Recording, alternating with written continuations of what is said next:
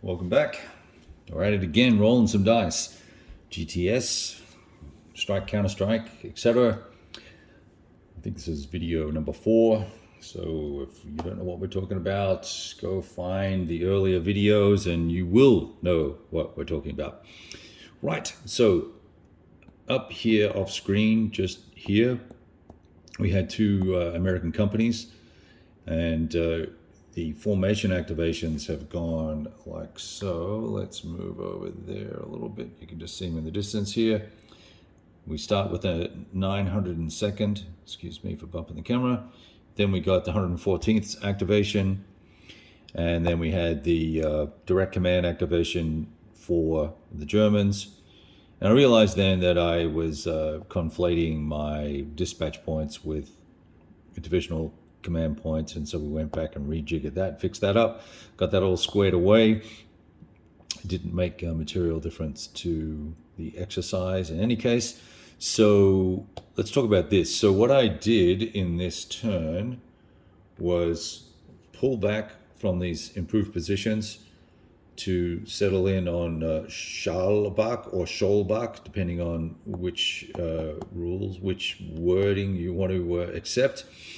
And let's see, I also had my tanks here, which are now there, and took a shot at the German tanks under this barrage marker. We missed, spent a command point for a move to reinforce the township, because the only thing we've got there is a mortar unit, a light mortar unit at that, in the town in an IP. And obviously these guys couldn't make the distance to get where they need to be. But what we also did was fired our artillery park and put a heavy barrage and a light barrage on the German units over here. Subsequently, in the direct command phase, or direct command chit, when it was pulled, we spent 2 CP and we recovered a cohesion hit and a suppression on this stack. There are 2 units in here, and there was no effect for this combat here. But of course, having these barrages here achieves something, because it reduces the range of all the combatants here to just 1 hex. So it's well worthwhile barraging those chaps to put them sort of out of the fight for the balance of the turn.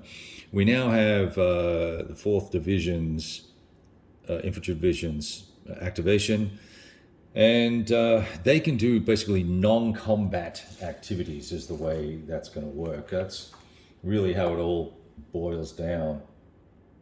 So you can do, building IPs, entering entrenchments, let's see, mounting and dismounting, adding or removing a rear guard, which actually might not be a bad idea. And only purple fire units can fire. So actually these guys could all fire their units, their weapons. They're basically, I think they're mortars, light mortars, if they had someone adjacent to them.